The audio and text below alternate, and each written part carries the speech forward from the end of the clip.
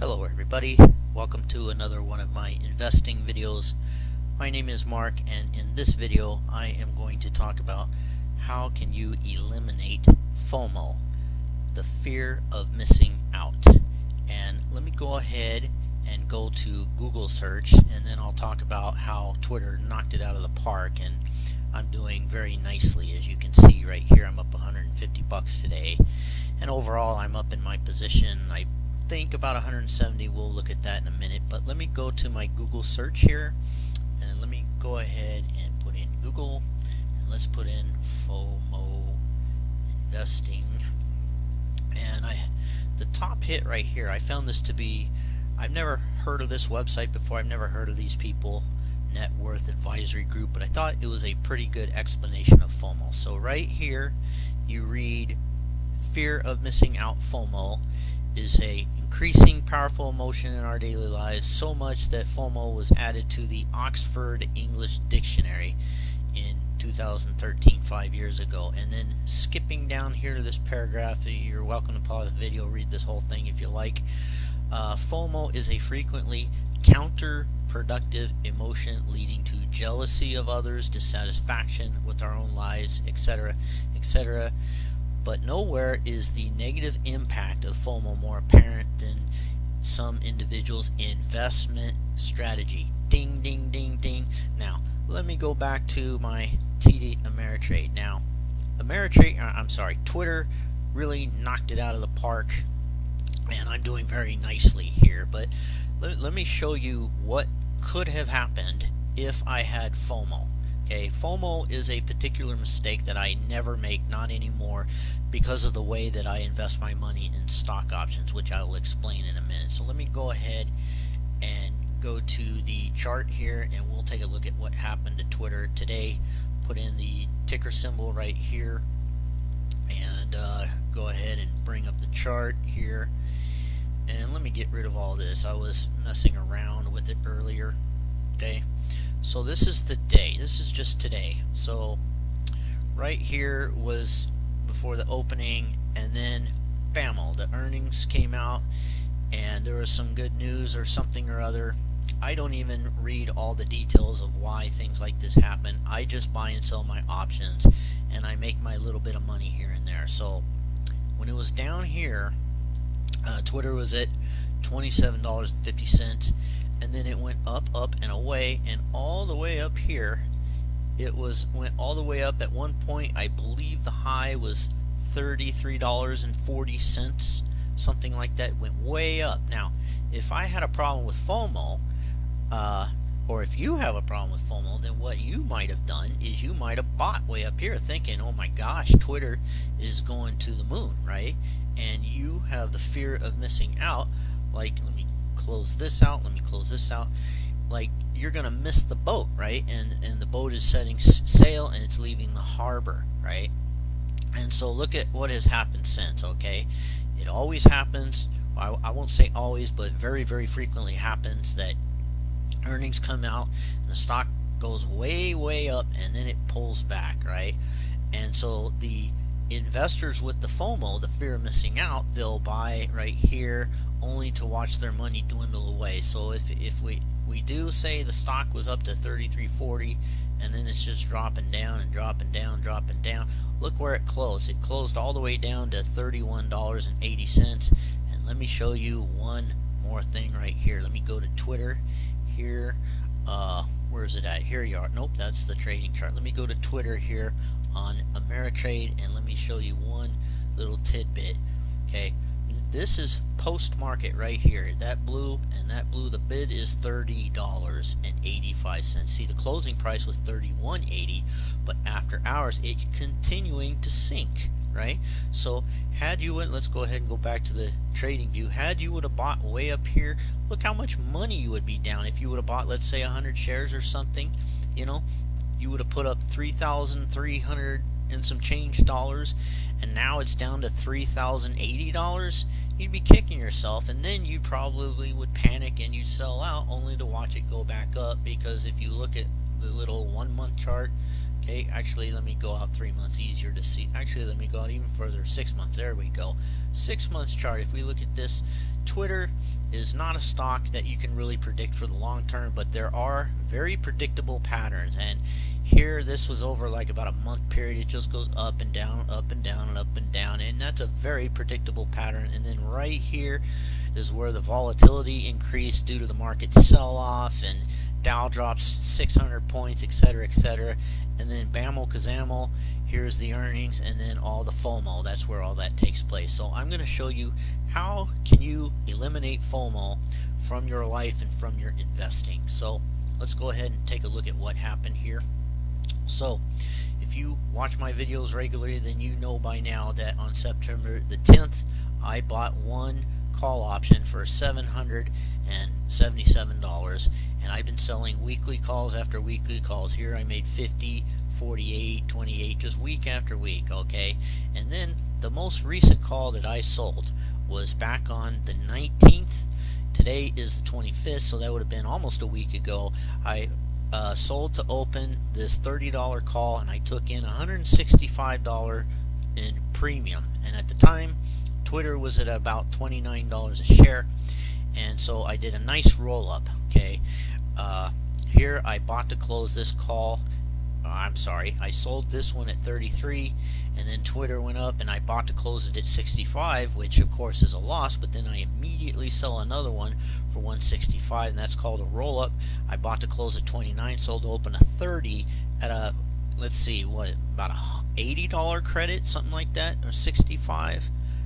165, that's about an 70 or $80 credit, and I get $1 of intrinsic value more money, right? So that's called a roll up, and I did that last week. But the key point here is it's a $30 call, and I sold to open a $30 weekly call, which now expires tomorrow. That's Friday tomorrow, expires in 1 day. Okay, so back to Twitter here. Where are you at, Twitter? Okay, I guess I got to do it this way. Going back to Twitter here, so actually it is on the trading video. So when Twitter did all this, let me go ahead and shrink it back down, and let me get rid of all that nonsense. So when Twitter did do all of this like this, right, there is no reason in the world for me to buy more shares or buy more buy more call option contracts, you know, when I've already bought one leap call option. That's my long-term.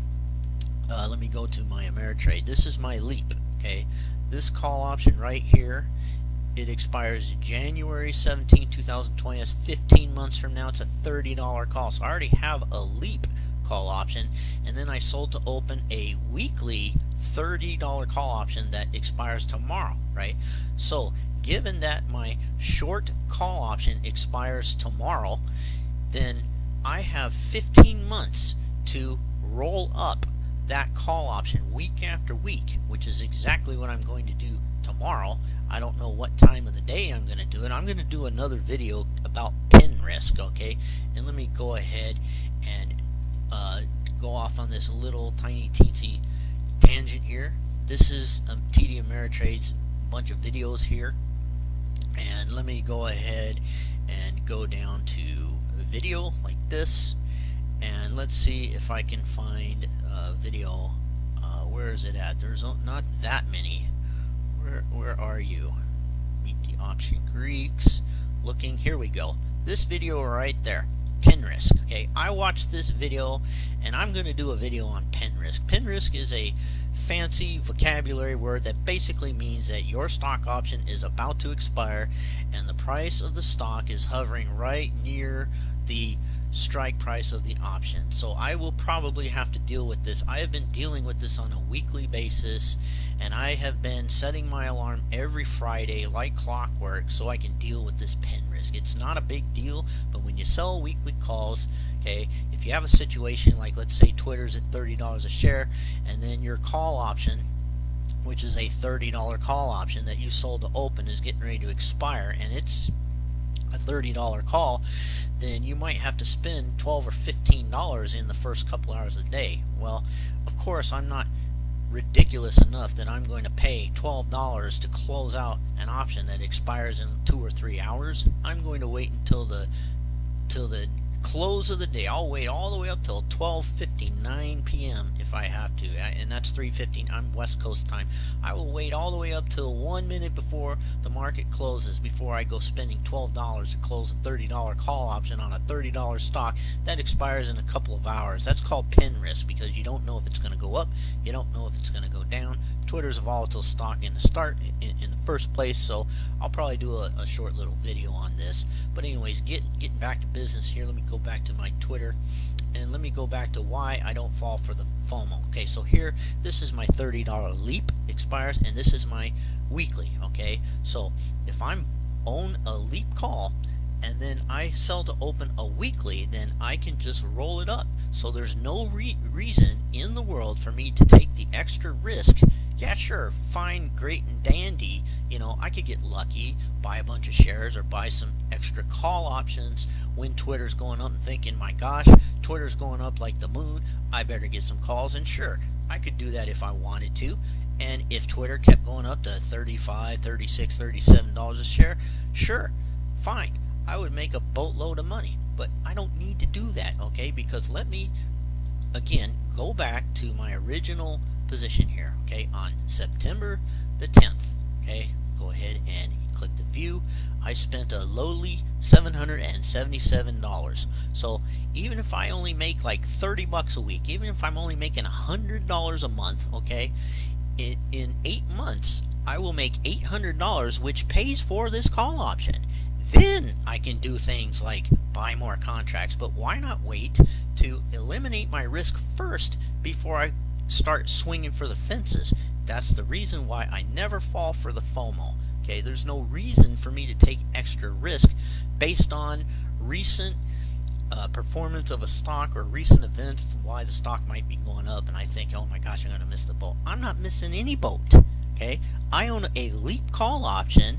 I am in the boat, and my boat is just a nice smooth sailing boat. I'm not, you know, sailing in a speedboat here.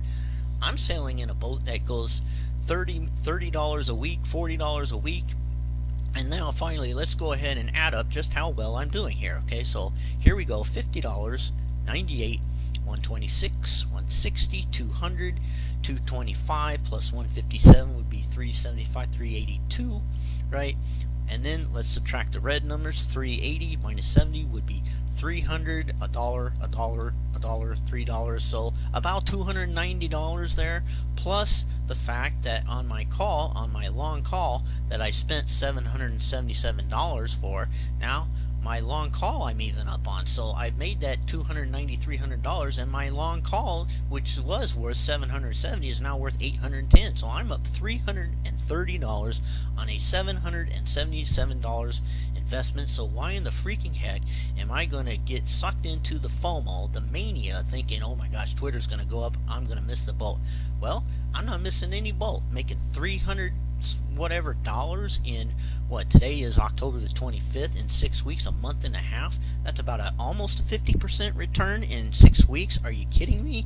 And you think that I'm going to take that risk and get involved in this FOMO mania stuff? So if you want to eliminate FOMO, then buy leap calls and sell weekly calls, because when the stock goes up like this and you learn how to roll it up, you will have no reason in the world to buy more calls or shares. You just roll this puppy up until the cows come home, and then a year from now, 15 months from now, you see this $2,592 now, this thing's going to be up to about $5,000, $6,000, maybe even $7,000.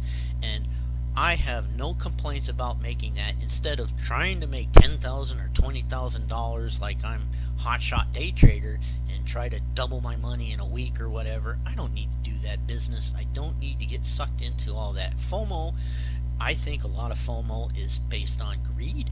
I think it's just based on fear, the fear of missing out, and you're scared like, oh man, I'm going to miss out. There's a lot of fear. FOMO is a psychological problem, in my opinion. Just like something like if you have panic attacks or depression or something like that, it is a psychological disorder. And I think, at least in the world of stock options, there is a way that you can kind of put the vice on it and put a clamp down on it. And by buying these long-term weekly calls that don't expire for 15, 16 months, and then, long-term 1-year calls or 2-year calls, and then selling short-term weekly calls, that, at least for me, makes it impossible for me to impulsively buy a stock that might keep going up. And if Twitter did keep going up and it went to $40 a share, then I will still make the same $150 because the call does kind of cap my profits, but I'm not unhappy at all making a 50% return instead of gambling, which I feel, you're throwing dice when you trying to predict where the stock's going to go up or down, instead of having a nice, calm, smooth strategy where you can just buy your calls and sell your weekly calls and sell your weekly calls and sell your weekly calls and have results like this where you're just making green dollars, and then a big green dollars, and you can be up a nice 50%. So that's it for this video. As always, you are welcome to, if you have a question, you can leave a comment in the comment section. And until then, thank you for watching, and I will see you in the next video. Have a good day.